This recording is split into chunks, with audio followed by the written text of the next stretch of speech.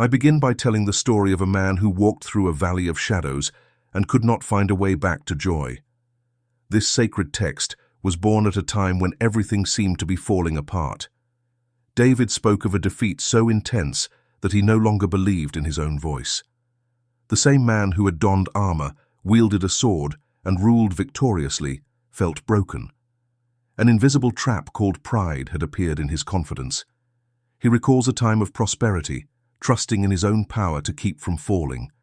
It was a security built within himself, crystallized in words full of self-confidence. However, that was quickly swept away by the storm of life. He found himself before a God who seemed silent, absent, distant. When David feels this emptiness, he begins to describe a feeling that is common to so many people today who are facing internal crises. He mentions moments when it seemed that all strength had left him. He says that God had hidden his face and become his enemy. These are expressions full of pain and abandonment that cut deep. The most powerful note of this psalm is precisely in those moments when the soul cries out and hears no immediate response. There is no instant cure or ready-made phrases that restore hope. The only company is a heavy silence that was allowed to break something inside him. From this place of collapse emerges the soil where he would begin to plant a new foundation. At this point, the psalm reveals the contrast between being proud of one's own ground and being exposed to emptiness. This vigil of faith in oneself is destructive because it comes close to self-protection. David does not praise God for everything, but rather praises his own achievements. However, spiritual illness took hold due to the belief in one's own competence. He speaks of nights of crying, of a soul that felt overwhelmed by anguish. No one sees the face of someone who cries in silence while wearing a mask of strength. This mask, however firm it may seem, is empty. The psalmist speaks a harsh and liberating truth for those who live suffocated by appearances. He shows that the stone that holds the mask is too fragile to support the soul. With words that echo from generation to generation, he advances in the confession of his error, understanding that every construction based on oneself always leads to a downfall. Pride, when not confronted, molds inner strongholds that leave God in a supporting role. It rivals the Creator himself, takes the throne of the heart, and prevents restorative action. This same spiritual mechanism makes us silently vulnerable to depression and anxiety. The armor of self-sufficiency protects on the outside, but kills on the inside, leaving the person alone in invisible struggles. In the biblical scenario, this stronghold fell. David recognizes today that his pride separated him from fellowship and led him to ruin. The way he shares this fall is not just an exposition of weakness. He uses it as a warning, as if he were teaching without didacticism, with humility and firmness. He invites those who listen to realize that true ruin is not in the external storm, but in this ground of self-sufficiency. From this point on, the psalm presents a passage through the dark night of the soul, but even there, in the depths of anguish, a seed of hope sprouts. He raises the cry and announces a radical confidence that is born when everything that supported him falls apart. Pride is thrown away. Faith becomes the only possible ground. There is a turning point there, albeit a subtle one. He speaks of long tears becoming a pretext for learning and a sigh of renewed connection, as if every tear shed were a prayer that becomes a bridge. Each tear builds a path so that the heart can once again see God not as a solution, but as sustenance. Pain then reveals itself to be part of the healing because it exposes what was hidden. The pride that kept distance between David and his God no longer existed. The mask had fallen. He was exposed, wounded, vulnerable. This process serves as a mirror. Every soul seeking healing needs to break its pride. This break is not the end, but the beginning of a reunion. The text of the psalm leads the reader to a decisive choice, to accept that nothing that has been built within them sustains them, or to resist and continue pretending. That moment of falling becomes an opportunity. Without pride, there would be room for the divine voice. If the person remains attached to the image they have created of themselves, perfect healing will have no place to establish itself. The narrative silently reaches a portal. Even though the text does not say so explicitly, David is already experiencing an internal transformation. A sincere prayer emerged through his tears. That man who had lost his footing found new meaning within his own pain. There is a profound reorientation there. He no longer sees himself standing on his own 2 feet, but walking with his feet supported by God. There are no visible signs of final healing yet, but the spiritual foundation has been established. The confession has paved the way for a true and solid restoration. That courage that once came from self-confidence now flows from surrender. Even without spectacular reactions, there has already been an internal movement that has dismantled the fortress of pride. And every heart that hears this can find identification with the moments we all have when we try to keep up appearances. The psalm confronts us with reality. Healing begins when we recognize the farce of our self-sufficiency. And even though David's story seems far from that of those who live in a hurry, it touches the essence of any human journey that seeks peace. When the security built by pride collapses, a new kind of silence takes over life. It is not the silence of an empty room or a quiet night. It is the silence of the soul. The silence in which all internal voices are silenced because there is no longer enough argument to sustain the illusion of control. It was in this internal environment that David found himself. After recognizing his own self-sufficiency, came the harshest realization, the absence of God's voice. The expression he used when he said that God had hidden his face is loaded with emotional and spiritual weight. It was not just a matter of sentimental distance. It was a real feeling of abandonment, as if the sky had closed forever. This experience is more common than many admit. There are times when the absence of answers, the lack of signs, or the delay in God's interventions generate such deep uneasiness that the soul ends up doubting its own faith. David describes this with brutal honesty. There is no attempt to sugarcoat the suffering. He describes anguish, despair, and vulnerability. What makes this passage so powerful is the transparency with which he exposes his own pain. There are no filters, no attempts to show unwavering faith. There is only the naked truth of a broken man waiting for an intervention that seems never to come. In this desolate internal environment, a spiritual phenomenon begins to occur.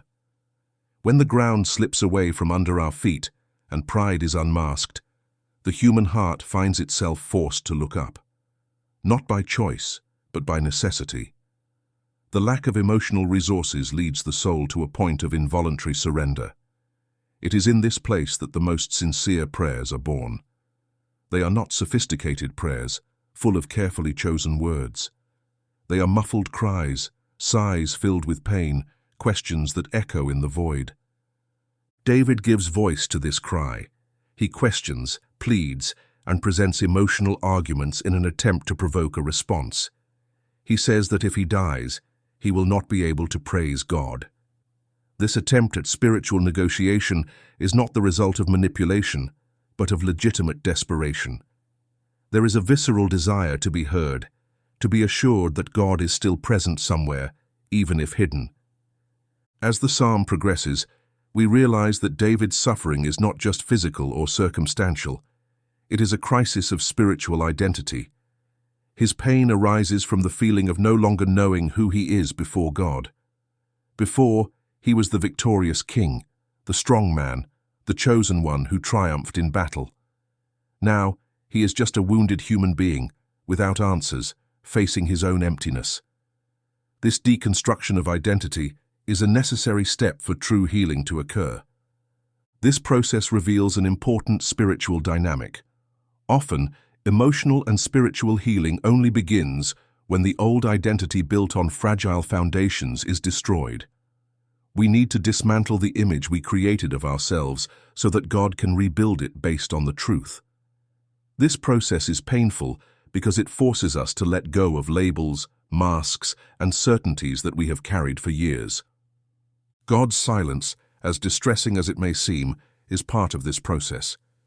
It does not mean actual absence, but a necessary space for the deepest layers of the soul to come to the surface. When everything around us seems silent, we are forced to listen to what is inside us. Our fears, insecurities, traumas, and weaknesses gain volume.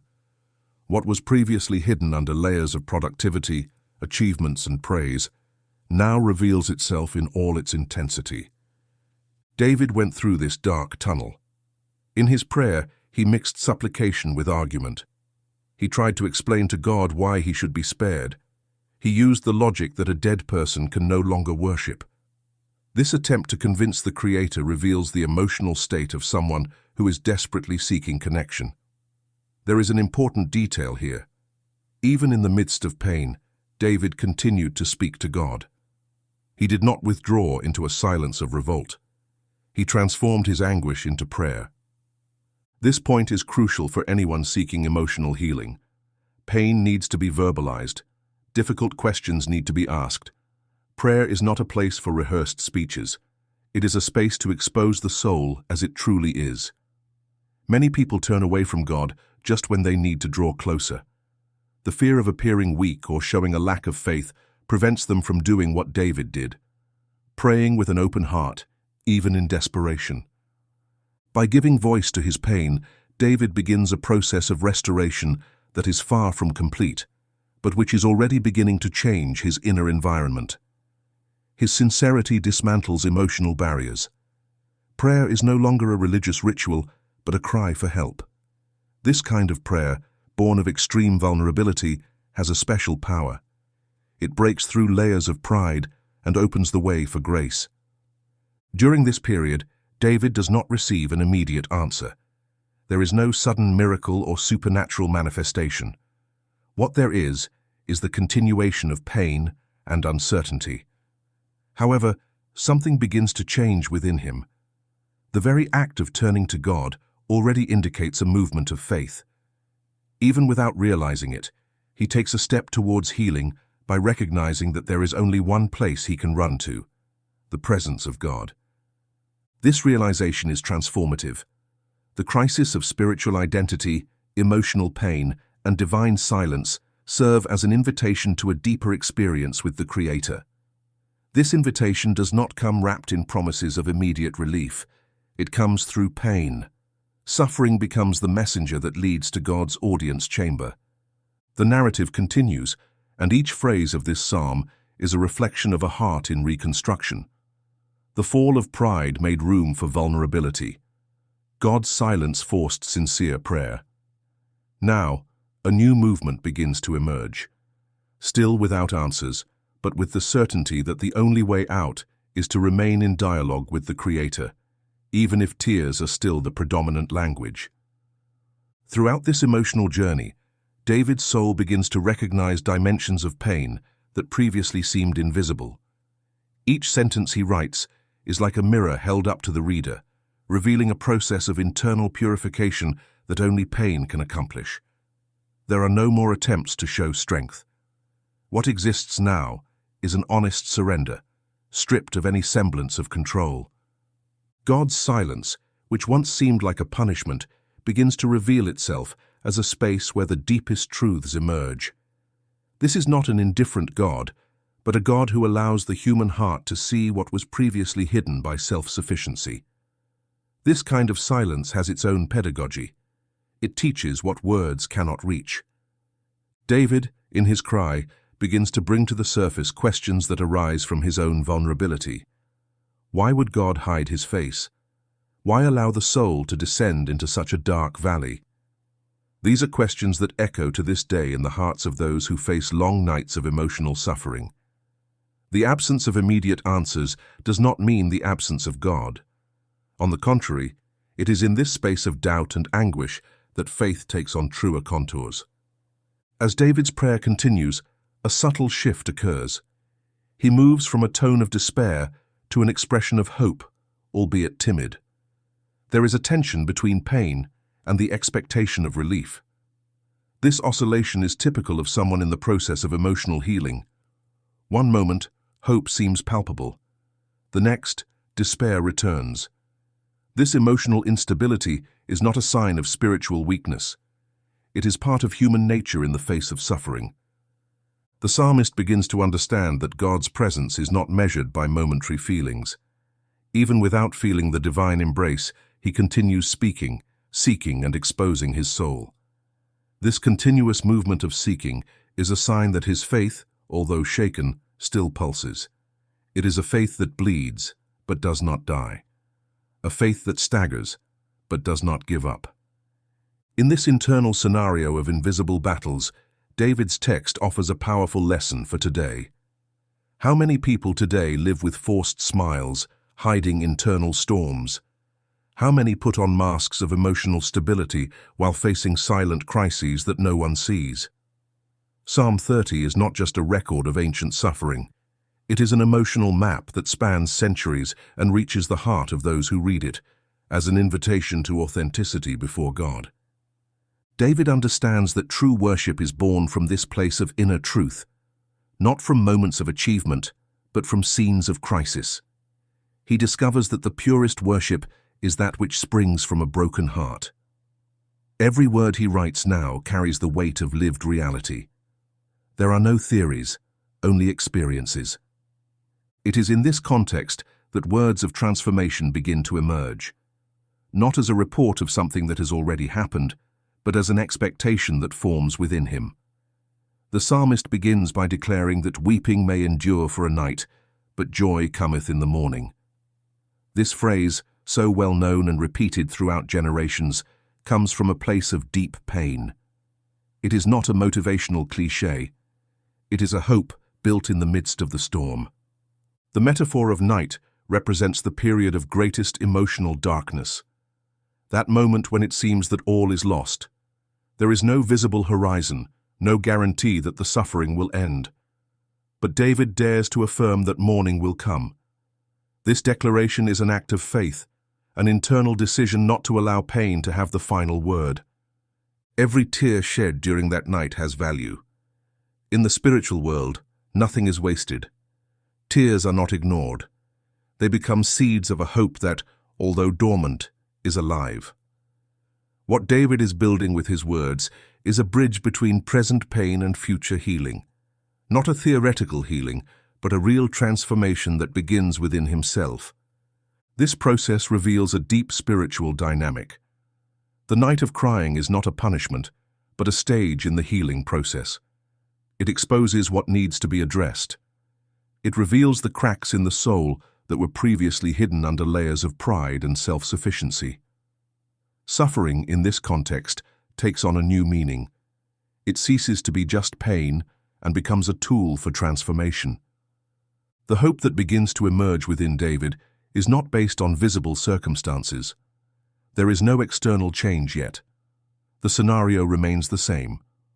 What has changed is his internal positioning.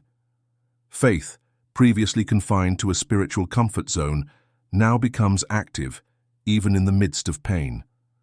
This change in attitude is the first sign that healing has begun to act from the inside out. As the narrative progresses, it becomes clear that David's battle is not only against pain, but also against his own old convictions. He needs to abandon the idea that he can control everything with the strength of his own hands. He needs to accept that the path to restoration involves total surrender. This surrender is not easy. It requires courage to face one's own vulnerability and a willingness to trust in God, even without immediate guarantees of relief. This phase of the spiritual journey is marked by a paradox. The more David recognizes his weakness, the more spiritual strength he begins to find. This strength does not come from within him, but from a renewed relationship with God. The confidence that emerges is no longer the fruit of self-reliance, but of a genuine dependence on the Creator. Psalm 30, at this point, becomes a hymn of emotional resilience, a cry of hope in the midst of pain, a reminder that nights may be long, but none are eternal, that God's silence can be educational, but it is never definitive abandonment, that emotional deconstruction can be painful, but it is also the fertile soil where true healing begins to sprout. Every reader who encounters these words finds an implicit invitation, a call to recognize that vulnerability is not weakness, but the first step toward restoration. That pain is not an end, but a path. And that even in the darkest nights, the promise of morning remains alive. While hope begins to emerge discreetly, David's heart continues to struggle internally. The words he chooses to describe this phase of suffering are full of contradictory feelings. There is the recognition of pain, the confession of fragility, but also a thread of confidence that insists on not breaking. The declaration that joy will come in the morning is a seed planted in still arid soil. There is no visible certainty. There is only faith that persists. David's text continues to bring images that speak directly to the deepest human emotions. He speaks of a God who transforms mourning into dance. This is not a superficial change. It is a complete reconfiguration of the emotional experience. What was once mourning now becomes celebration. However, this transformation is not instantaneous. It is the result of a slow and painful process of surrender. At many moments, the psalmist's language carries the strength of someone who had to hit rock bottom to understand the greatness of grace. Each tear shed was a necessary step, not only to expose the pain, but to purify the soul. There is a type of healing that only happens after all emotional defenses are torn down. The pride that once sustained a false emotional stability now gives way to a real dependence on God. The transformation that David begins to describe is also a change in perspective. He no longer sees life through the eyes of those who control everything. Now, every victory, every moment of relief is seen as a gift. This new way of seeing one's own story brings relief that goes beyond solving external problems. Healing begins within him, rebuilding values, redefining priorities, and molding a heart that is more sensitive to the voice of God. The expression of gratitude that appears in the following verses is not the result of an immediate result, but of a new spiritual awareness. David recognizes that he is only standing because of divine intervention. This recognition is one of the most obvious signs of true emotional healing. When a person understands that what sustains him is not his strength, but the grace that surrounds him. By recounting this experience, the psalmist offers a spiritual key for those who also face nights of crying. He demonstrates that pain can be a catalyst for a deeper connection with God. That emotional crises, however devastating they may be, have the potential to lead us to a place of greater intimacy with the Creator. This type of learning is not acquired in times of calm. It is born from the storm. Another notable aspect of this passage is the authenticity of the narrative. David does not try to present an idealized script for overcoming difficulties. He does not hide his weaknesses or disguise his moments of doubt. On the contrary, he exposes everything with a transparency that few would have the courage to do.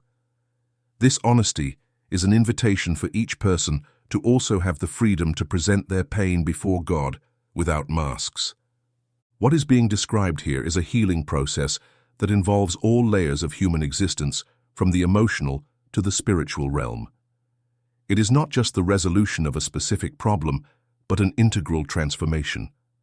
The old structure of self-reliance has crumbled. In its place arises a new foundation, unshakable trust in the faithfulness of God. This new phase does not mean an absence of challenges. David's life would continue to have battles, losses, and conflicts. But now, his heart is positioned differently. He has learned that his stability does not depend on circumstances, but on the constant presence of God. This learning is not just theoretical. It was forged in pain, polished in tears, and consolidated in prayer. When David tells us that God exchanged his garments of mourning for clothes of joy, he uses a metaphor that goes beyond the emotional realm. He is talking about a change of identity. Those garments of sadness represented a state of mind, a way of living marked by pain. When God exchanges these garments, he is symbolically saying that that cycle of suffering has fulfilled its purpose and that a new season is beginning. This changing of garments also carries an invitation for each person who reads or hears this psalm to reflect on their own emotional clothing. How many times do we keep the garments of pain longer than we should? How many times do we cling to memories of suffering, even when God is already offering us a new reality? David's transformation is a reminder that it takes courage to accept joy after so long accustomed to sadness. Another detail that draws attention is that David's joy does not arise from forgetting past pain. On the contrary, it is built on the memory of what was experienced. This joy does not ignore suffering. It gives it new meaning. Each tear is now part of a story of overcoming. Each moment of despair becomes a testimony of restoration. In this passage, the psalm begins to take on a celebratory tone, but without losing the emotional depth that has characterized it from the beginning. David is not just happy. He is aware that his joy is a gift that was born from an arduous process. This awareness leads him to a state of gratitude that goes beyond words. He wants to live in such a way that his entire life is an expression of praise. This desire to live in gratitude is a natural consequence of those who have been restored from the inside out. Healing does not end with emotions. It translates into attitudes, in a new outlook on life, in a renewed willingness to face challenges with confidence, not in oneself, but in God. David's story at this point is a reminder that even in the greatest pain, there is a God who works behind the scenes of the soul, rebuilding what has been broken and preparing a new time. This hope is not based on fleeting emotions, but on a real experience with the God who turns mourning into dancing and clothes with joy those who were once covered in sadness. David's story continues to deepen. After acknowledging his own fragility and exposing his pain with complete honesty, a new understanding begins to form within him. There is no longer room for the pride that once sustained a false sense of security. Now, what dominates is the awareness that everything he experienced was part of a larger process, a purpose that he is still beginning to understand. God's silence, which once seemed like a punishment, begins to reveal its true function, a space for transformation. David understands that the lack of immediate responses was not neglect, but a way of confronting pride and making room for healing. This realization leads him to a place of deeper surrender. He no longer tries to convince God with emotional arguments, nor does he seek to manipulate God's action with promises or negotiations. What exists now is complete surrender.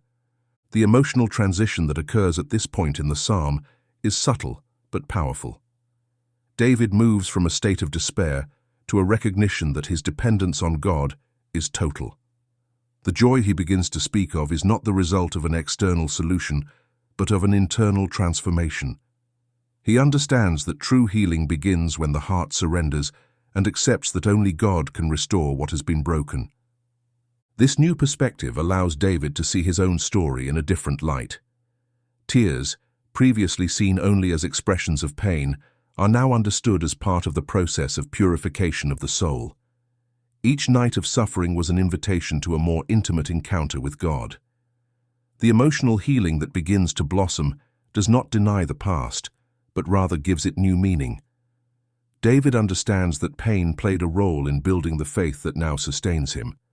By declaring that God has exchanged his garments of mourning for garments of joy, he reveals a transformation of identity. It is not just a change of mood or an improvement in circumstances. It is a profound change in the way he sees himself and how he relates to his own suffering. The joy that emerges does not erase the marks of pain, but transforms them into a testimony of overcoming. This phase of the narrative is an invitation for each person to reflect on their own emotional garments. How often do we remain trapped in old feelings, in memories that keep us in the cycle of sadness? David's experience shows that true healing requires courage to let go of these garments and accept the new identity that God offers. What further strengthens this transformation is the recognition that everything that happened was led by the grace of God. It was not personal merit, nor the fruit of perfect faith. It was the result of a painful but necessary process where each tear had a purpose. This awareness keeps David's heart humble, grateful, and willing to live in a way that reflects the restoration he has received. David's story reaches a point where gratitude is no longer a momentary response, but a life stance.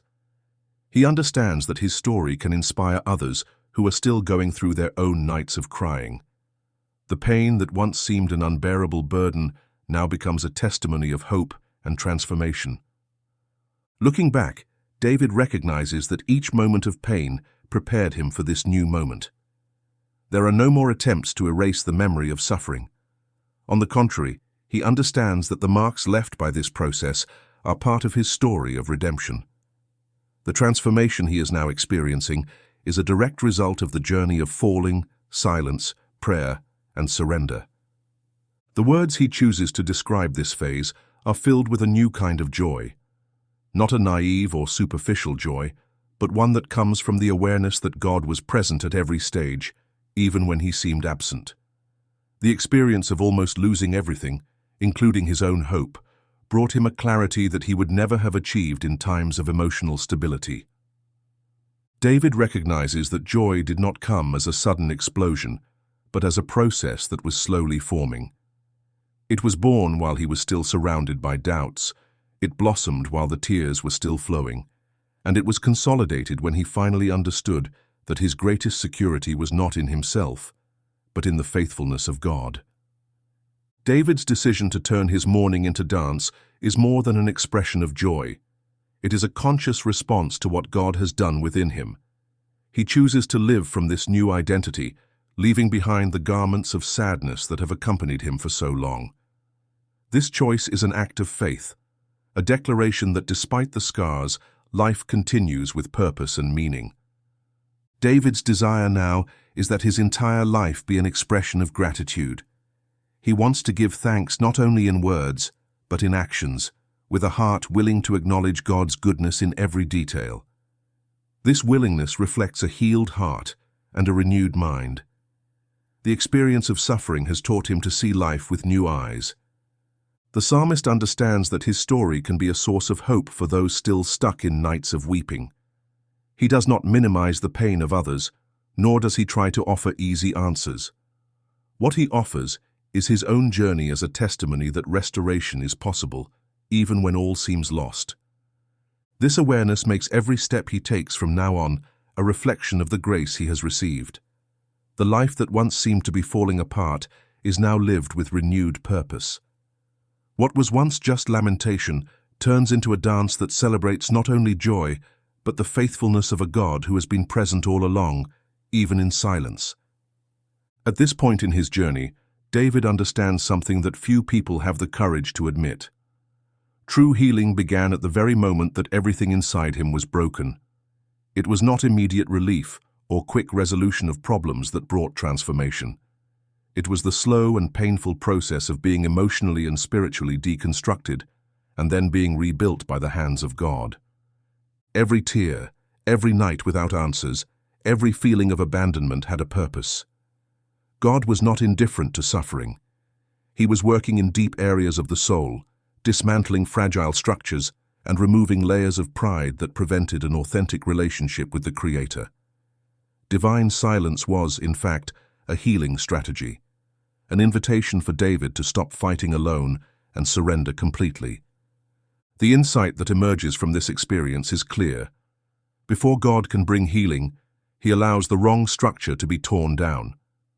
The illusory foundation that held David's heart together had to fall. False security had to be exposed.